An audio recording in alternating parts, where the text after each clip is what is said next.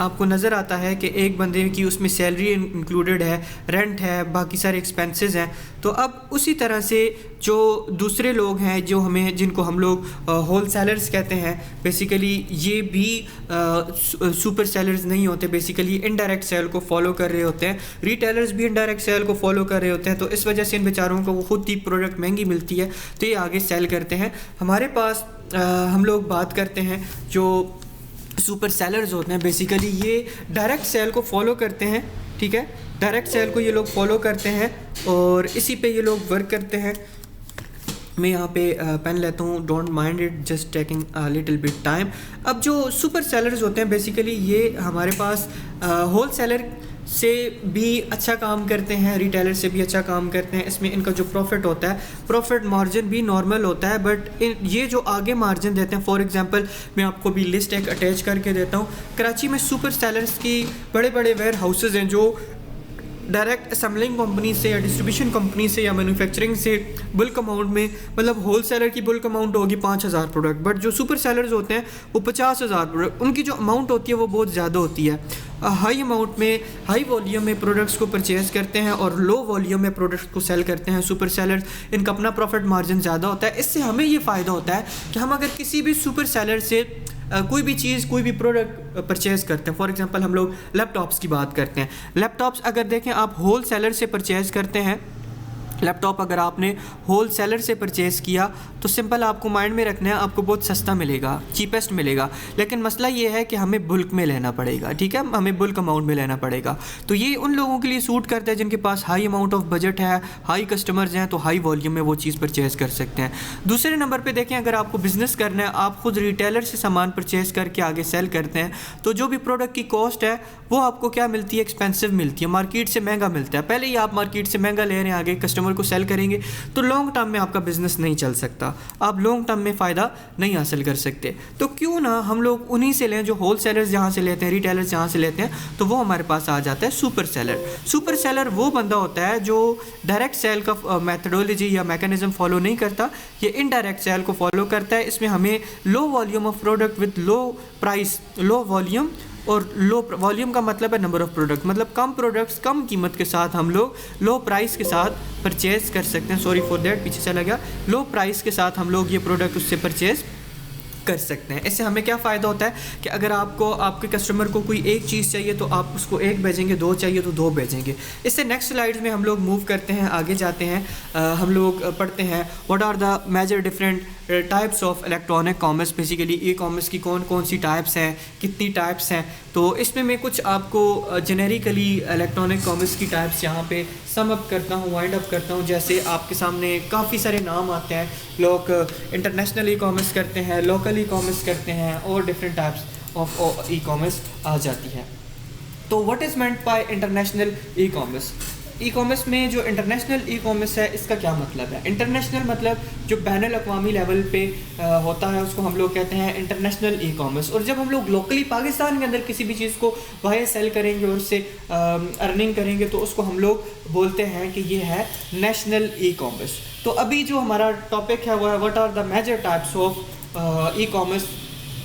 इसमें सबसे पहली चीज़ जो इंटरनेशनल है इसको हम लोग डिटेल में देखते हैं। Once you are going to do some e commerce behind the borders inside the premises of world, तो हम लोग इसको इंटरनेशनल बोलते हैं। तो इंटरनेशनल का मुराद, इंटरनेशनल से मतलब ये होता है कि जब कभी भी आप एक प्रोडक्ट को दूसरे मुल्क में सेल करते हैं तो उसको हम लोग बोलते हैं इंटरनेशनल ई कॉमर्स।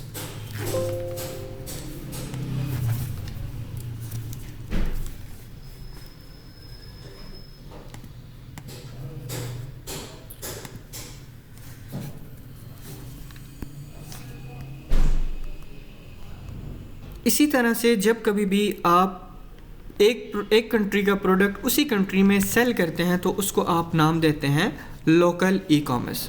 अब इंटरनेशनल ई कॉमर्स क्या है? फॉर एग्ज़ाम्पल पाकिस्तान में नमक ज़्यादा है, नमक चीपर है, सस्ता है, चीपेस्ट है, और पूरी दुनिया की निस्बत जहाँ पर हमें बहुत ही कम कीमत में और बहुत ही अच्छे तरह से अच्छा नमक, क्वालिटी नमक बहुत सस्ता मिलता है, तो हम लोग उसी नमक को जो पाकिस्तान में पाया जाता है इसको हम लोग आउटसाइड पाकिस्तान सेल करते हैं, मतलब पाकिस्तान के बाहर हम लोग इसको बेचते हैं। पाकिस्तान से लिया और हम लोगों ने इसको फॉर एग्ज़ाम्पल चाइना में नमक की कमी है, कोई भी ऐसा मुल्क जहाँ पे नमक कम है वहाँ पे सेल करते हैं, तो इसको हम लोग बोलते हैं इंपोर्ट या एक्सपोर्ट, ठीक है, इंपोर्ट एक्सपोर्ट। और इसी को दूसरा नाम दिया जाता है international e commerce.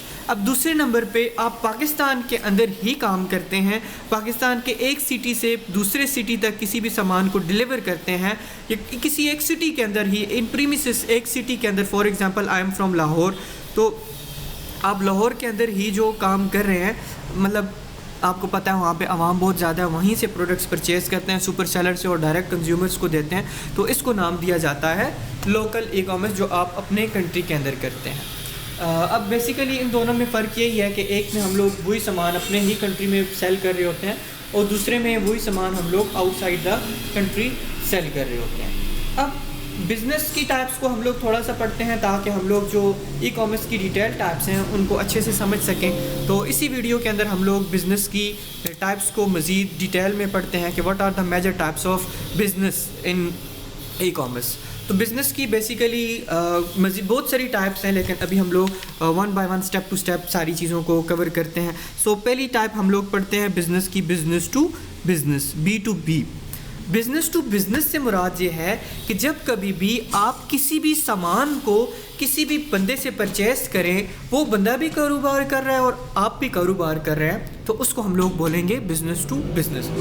For example मैं एक होल सेलर से सामान परचेज़ करता हूँ और अपने किराना स्टोर पे ला के सेल करता हूँ, तो बेसिकली अब मैं क्या कर रहा हूँ, जो होल सेलर है वो क्या कर रहा है, वो बिज़नेस टू बिज़नेस कर रहा है। बेसिकली उसका जो बायर है वो भी बिज़नेस कर रहा है और जो सेलर है वो भी बिज़नेस कर रहा है। तो once buyer and seller both are doing business at the right time, at the right position, same time, तो उसको हम लोग बोलते हैं business to business. For example मैंने एक लैपटॉप परचेज़ किया, ठीक है, जिसने मुझे लैपटॉप बेचा वो भी बिज़नेस कर रहा है और मैं भी आगे उस लैपटॉप का बिज़नेस कर रहा हूँ, तो this is known as business to business. इसकी टाइप से एग्जांपल्स में आता है जैसे डिस्ट्रीब्यूशन कंपनीज़ हैं, डिस्ट्रीब्यूशन कंपनीज़, ठीक है, या आप लोग रिटेलर तो इसमें नहीं आएगा, बेसिकली आप होल सेलर कह सकते हैं। होल सेलर्स ये क्या कर रहे होते हैं, जहाँ से सामान परचेज़ करते हैं वो भी बिज़नेस कर रहे हैं, और ये जहाँ पे सामान फॉर एग्जांपल होल सेलर जहाँ कहाँ से परचेज़ करेगा, होल सेलर किसी कंपनी से परचेज़ करेगा, ठीक है, और ये कंपनी आगे ये भी बिज़नेस कर रही है, होल सेलर भी बिज़नेस कर रहा है, ये आगे रिटेलर को सेल करेगा, ये भी बिज़नेस कर रहा है, तो इसको हम लोग बोलते हैं B to B, business to business. अब इसी तरह से दूसरे नंबर पे हमारे पास आ जाता है business to client, B2C, business to consumer भी आप कह सकते हैं, कि जब कभी भी आप काम करेंगे किसी भी सामान को सेल करेंगे, जो बायर होगा वो उसका कंज्यूमर होगा। क्लाइंट और कंज्यूमर में ये फ़र्क है, क्लाइंट का मतलब है किसी भी सामान को परचेज़ करने वाला कस्टमर, ठीक है, वो आगे यूज़ करे ना करे वो सिर्फ बाय करता है। कंज्यूमर का मतलब होता है जो बाय करने के बाद खुद ही उसको यूज़ करे। फॉर एग्जांपल मुझे घर से बोला कि आप वहाँ से फॉर एग्जांपल कोल्ड ड्रिंक लेके आएँ, मैं जाता हूँ मार्केट से कोल्ड ड्रिंक लेके आता हूँ, तो मैं क्लाइंट हूँ, मैं कस्टमर हूँ, लेकिन मैं कंज्यूमर नहीं हूँ। कंज्यूमर वो लोग हैं जो उस कोल्ड ड्रिंक को आगे ड्रिंक करेंगे, तो ये फ़र्क है मतलब क्लाइंट में, कस्टमर में और कंज्यूमर में। तो जो बायर होता है वो कस्टमर भी होता है और कंज्यूमर भी होता है, consumers, avoid the spelling mistake right here. अब इसी तरह से ये जहाँ से चीज़ परचेज़ करता है वो लोग तो कर रहे हैं बिज़नेस।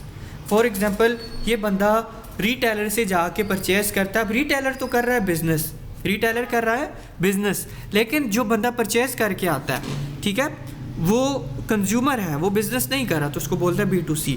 तो जो सेलर है वो सिर्फ बिज़नेस कर रहा है, जबकि बायर बिज़नेस नहीं कर रहा। तो इस तरह की टाइप को जिसमें एक बंदा बिज़नेस कर रहा है और दूसरा कंज्यूमर, उसको कहते हैं B2C। अब तीसरे नंबर पे आता है C2C, consumer to consumer. For example इसकी मैं आपको पहले एग्जांपल देता हूँ तो आपको खुद ही समझ आ जाएगा। हम लोग बात कर लेते हैं OLX का। अब OLX क्या है? OLX एक ऐसा प्लेटफॉर्म है जहाँ पे यूज्ड प्रोडक्ट सेल होते हैं। अब मुझे अपने लिए गाड़ी चाहिए, मेरे पास 10 लाख का बजट है, तो ज़ाहिर सी बात है नहीं तो इसमें आएगी नहीं। हाँ, डाउन पेमेंट पे मिल सकती है नहीं, लेकिन मुझे इन्हीं पैसों में गाड़ी चाहिए, इसके अलावा मेरे पास पैसे नहीं है। तो मेरे पास एक ऑप्शन बचता है यूज्ड प्रोडक्ट। तो मैं OLX पे जाता हूँ, वहाँ से एक कार परचेज़ करता हूँ। तो बेसिकली मैं कंज्यूमर हूँ, मैं कंज्यूमर हूँ या मैं कस्टमर हूँ, और जो बंदा वहाँ पे वो प्रोडक्ट को सेल कर रहा है बेसिकली उसने भी उसको यूज़ किया हुआ, कंज्यूम किया हुआ, तो वो भी कंज्यूमर या कस्टमर है। तो अब इसी तरह से जब एक कस्टमर